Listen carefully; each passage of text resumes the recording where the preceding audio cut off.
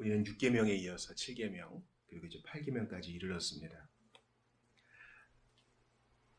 하나님께서 우리에게 요구하시는 삶이 무엇인가? 특별히 10계명에서 그것이 요약적으로 잘 드러나는데, 다른 사람을 향한 의무에 대한 하나님의 뜻을 이제 두 번째 돌판에서 우리가 보고 있어요. 살인하지 말지니라에서는 다른 사람의 생명을 존중하라. 나의 생명뿐만 아니라 다른 이의 생명을 존중하라 하는 것을 배웠고요. 이 키워드가 생명이죠. 7계명에서는 나의 정조를 귀히 여기듯 다른 사람의 순결도 귀히 여기라. 이건 성적 순결 또는 정조라고 할 수 있겠습니다. 그럼 8계명은 무엇이냐? 바로 재물, 재산에 대한 것입니다. 하나님을 사랑하고 이웃을 내 몸과 같이 사랑하는데 이 재산이 무슨 말입니까? 이렇게 물어보실 분도 계셔요. 근데 여러분, 우리 주님은요, 예수님은 돈 얘기 상당히 많이 하셨어요. 그리고 우리 주님의 공생의 기간 가운데 돈에 관한 얘기들도 종종 있습니다. 어떤 분들은 그렇게 물으실지 몰라요. 영적인 것이 귀한 것이지 뭐 이렇게 돈에 대한 것을 세세히 얘기합니까? 그러나 우리의 물질 있는 곳에 우리 마음이 있습니다. 우리의 마음이 어디 있는가 이렇게 보면요, 우리의 재산을 어디에 쓰고 있는가 이렇게 보면 알아요. 초대교회에서는 유무상통하지 않았습니까? 뭐 이런 재산에 대해서 뭐 나의 거 너의 거 할 거 없이 마치 순수한 사회주의처럼, 폭력적이지 않은 공산주의처럼 하지 않았습니까? 일견 맞는 면이 있어요.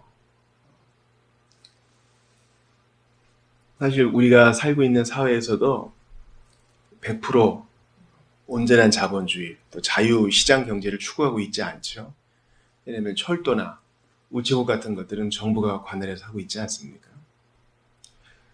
초대교회 때는 모두가 다 물건 팔아가지고 다 사도들 앞에 둬가지고 함께 나눠 쓰지 않았습니까? 이렇게 얘기하시는 분들도 계신데, 근데 그렇지 않고요. 그것은 예루살렘에서 한정적으로 했던 것입니다. 그 이후에 흩어진 자들이 흩어진 곳에서 그렇게 했다는 기록이 일단 없고요. 아나니아와 삽비라의 얘기를 통해서도 알 수 있죠.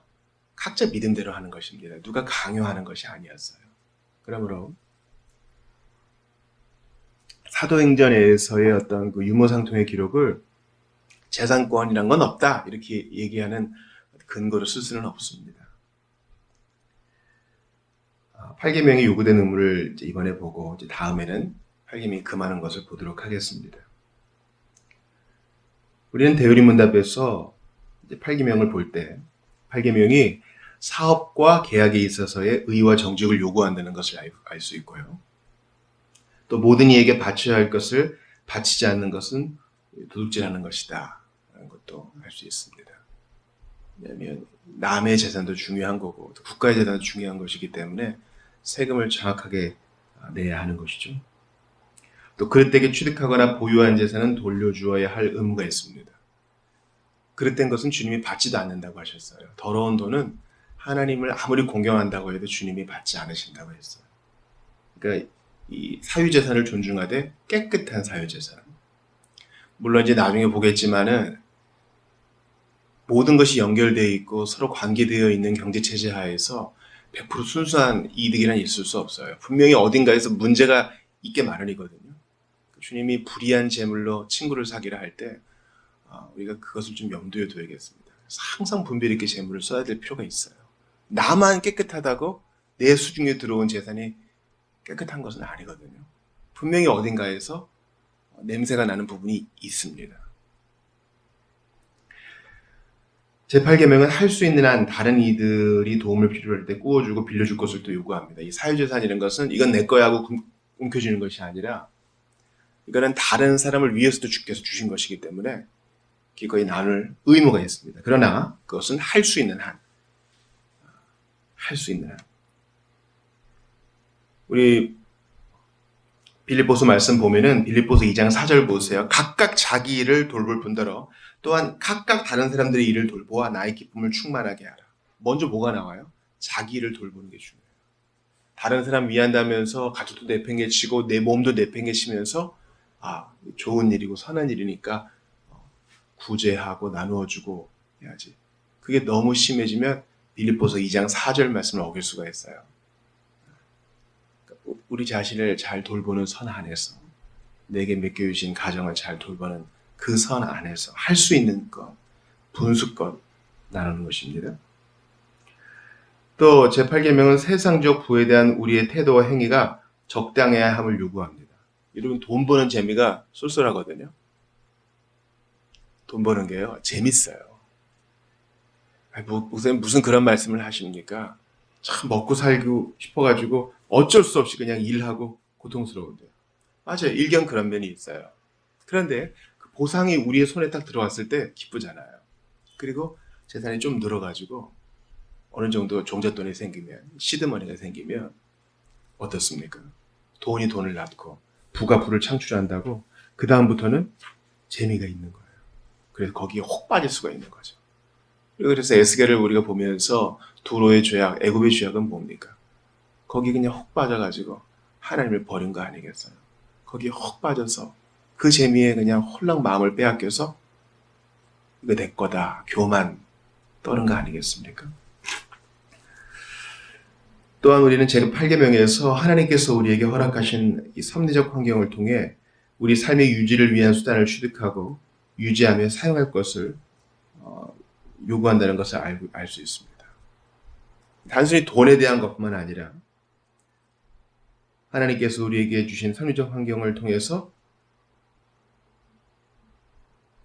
최선을 다해서 일할 것을 요구하는 것입니다.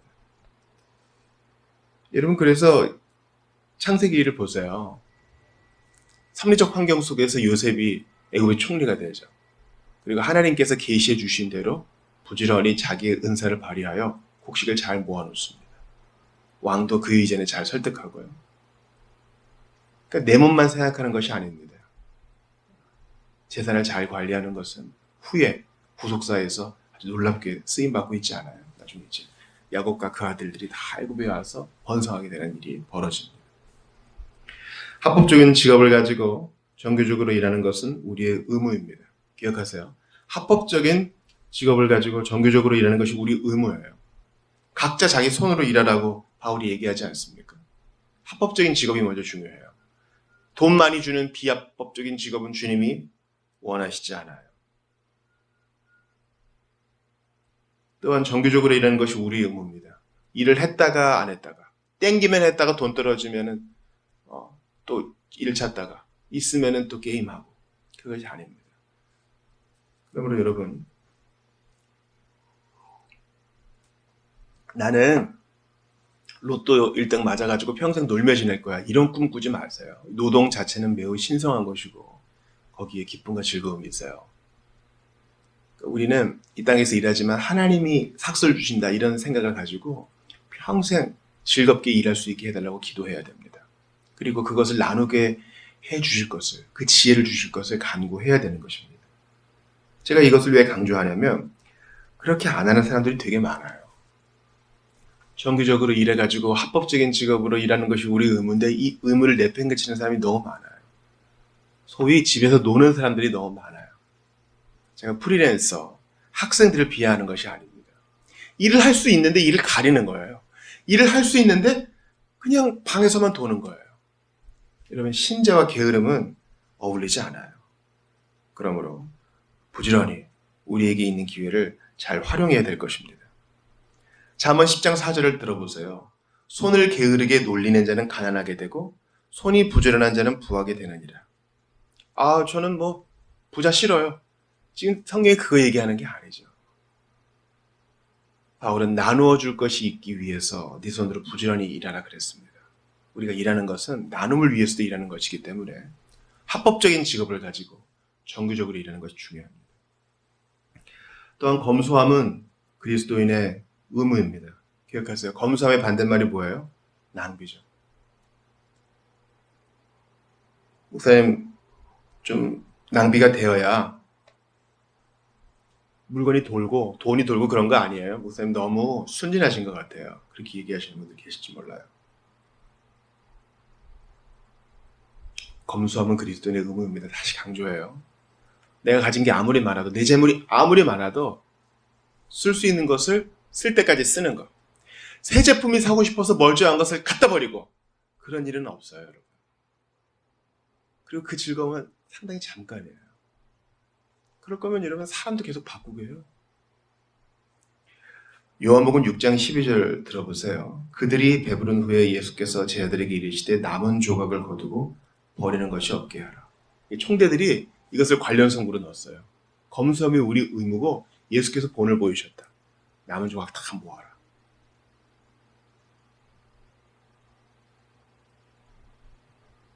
그리고 사실 보면은요, 이 땅에서 자수성가했다는 사람들, 거부인 사람들이 오히려 검소함을 봐요. 1,000원짜리 한 장 함부로 쓰지 않는 것을 봅니다. 오히려 좀 어설프게 부에 대한 지식을 갖고 있는 사람과 조금 부족하게 돈을 갖고 있는 사람이 더 허랑방탕하게 계획 없이 쓰는 경우를 종종 봐요. 신달들 사이에서는 어떻습니까? 부에 대한 인식이 각각 다른 것 같아요. 여러분, 검소함이 우리 의무고 우리 훈장이에요. 돈이 많든 적든. 검소한 것에서 행복을 찾는 거예요. 할 수 있으면 좋은 것을 누리는 것은 죄가 아니죠. 그러나 그 속에서도 검소함이 있을 수 있어요. 무슨 말인지 아시겠죠, 여러분? 대기업 회장들이 아직도 투지폰을 쓰거나 삐삐를 가지고 다니는 것을 보세요. 문명을 몰라서 그런 것이 아닙니다. 검소함이 배어 있어서 그래요. 근데 이 땅에서 가장 검소해야 될 사람들은 바로 신자예요. 궁핍하게 아주 지지하게 살라는 뜻이 아닙니다. 우리에게 주신 자원을 최대한 잘 활용하는 것입니다. 그러니까 기왕 살 때 좋은 물건을 사는 것이죠. 제대로 가격을 치르고 제대로 대가를 치르고 좋은 것을 사서 길게 쓰는 거예요. 그 제품이 수명 다할 때까지 쓰는 것입니다. 돈도 마찬가지고 서비스도 마찬가지입니다. 내 돈이 있으니까 내가 한번 마음껏 써보겠다. 덕도 생각해야 돼요. 주께서 이것을 나눔을 위해 주셨는데 내 정욕을 위해서 쓰는 것만이 다 옳은가 생각해 볼 필요가 있어요. 계속 보죠. 우리는 불필요한 소송을 피해야 됩니다.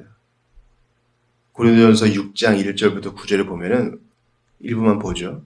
너희 중에 누가 다른 이와 더불어 다툼이 있는데 구태여 불의한 자들 앞에서 고발하고 성도 앞에서 하지 아니하느냐.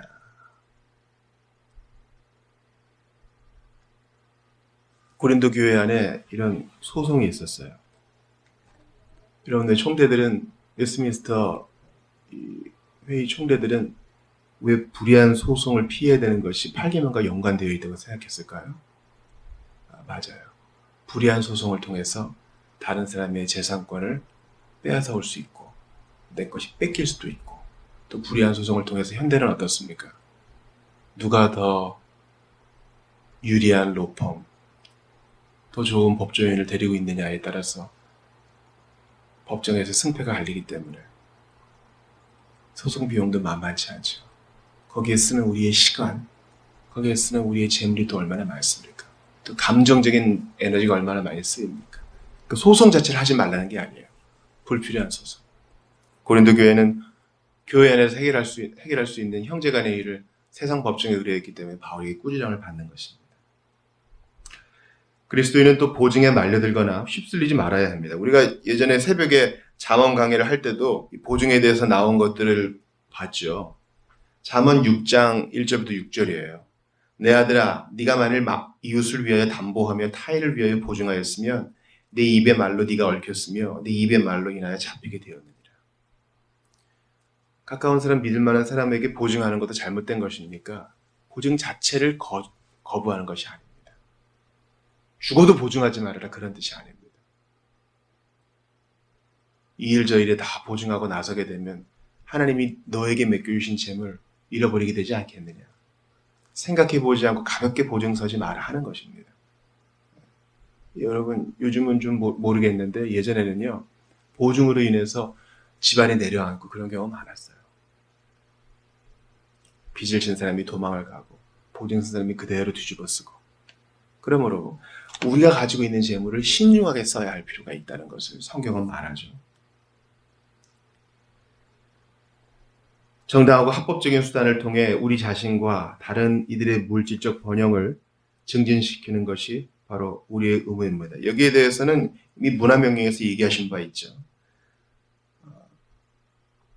주님께서는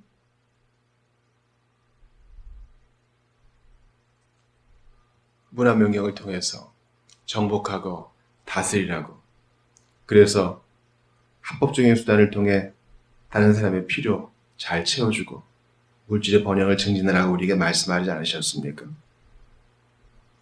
아까 봤던 애굽 요셉의 예를 봅시다. 창세기 47장 20절입니다. 그러므로 요셉이 애굽의 모든 토지를 다 사서 바로에게 바치니 애굽의 모든 사람들이 기근에 시달려 각기 토지를 팔았습니다. 땅이 바로의 소유가 되니라.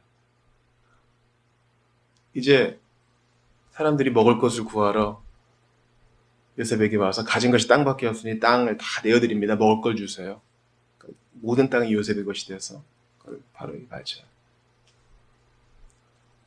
이게 그의 의무였죠. 그리고 이것을 통해 선이 이루어졌습니다. 이것을 구속사적으로도 볼 수가 있겠습니다. 사랑하는 여러분, 오늘 이제 8계명이 우리에게 명하는 것을 이렇게 봤어요. 세금을 잘 내고 물질적인 번영을 추구하고 나의 재산과 남의 재산을 귀히 여기고 줄 것을 주고 바칠 것은 또 바치고 정당한 직업을 가지고 정규적으로 일하고 나눌 것이 있기 위해서 일하는 것, 수익을 창출하는 것, 좋은 것이라고 했습니다. 근데 이제 우리 구주 예수님을 생각해봐요. 도둑질 하지 말지니라. 우리 주님은 도둑질 하신 적이 없죠. 우리 주님은 세금 내실 때도 남의 것으로 내지 않으셨습니다. 우리 주님은 다른 이들이 공개해 주는 것으로 있으면 있는 대로, 없으면 없는 대로 그렇게 사셨습니다. 공생애를 시작하시기 전 가장으로서 어머니를 섬길 때에도 그분은 부지런히 노동하셔서 가정의 필요를 채우셨을 거예요. 우리가 소박함을 우리의 훈장으로 삼아서 부지런히 일하며 작은 것에 감사하며 나아가야 할 것입니다. 우리 하나님은요, 온 우주의 부자세요. 자원의 부족함이 없으세요.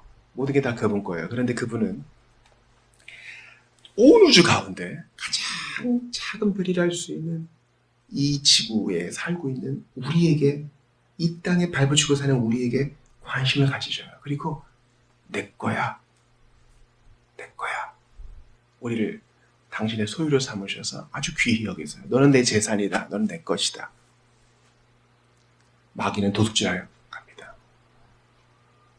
목자는 잘 먹이고 돌보는 게 그의 목적이지만은 도둑이 온 것은 양을 학대하고 도둑질해가고 잡아먹으려고 그런 거죠. 다윗이 곰과 사자의 입에서 양을 끄집어내듯이 우리 주님은 사탄에게 말씀하세요. 도둑질하지 마. 내 거다. 그리고 절대 뺏기지 않으십니다. 오늘도 두려워하고 근심하고 의심하는 분들이요. 주께서 우리를 자신의 소유로 삼아서 우리를 극진히 여기시니 우리도 주님을 극진히 여기며 우리에게 맡기신 것들을 잘 관리합시다. 그리고 나눌 때 기쁘게 나누고요. 또 오늘도 기쁘게 일합시다. 합법적인 수단을 통해 남길 것을 남깁시다. 그래서 기쁘게 나눕시다. 우리 이제 곧 추석이잖아요. 추석 때 한 기관을 정해서 우리가 또 구제할 수 있기를 바라요. 나눌 수 있기를 바라요. 이런 명절에 우리가 나누는 것이 의미가 있지 않겠습니까? 사랑하는 여러분, 물질을 통해서 여러분들의 마음을 주께 보이십시오. 주님을 사랑합니다. 말로 100만 마디 하는 것보다 소중한 두랩돈을 드리는 것이 더 귀할 수 있어요.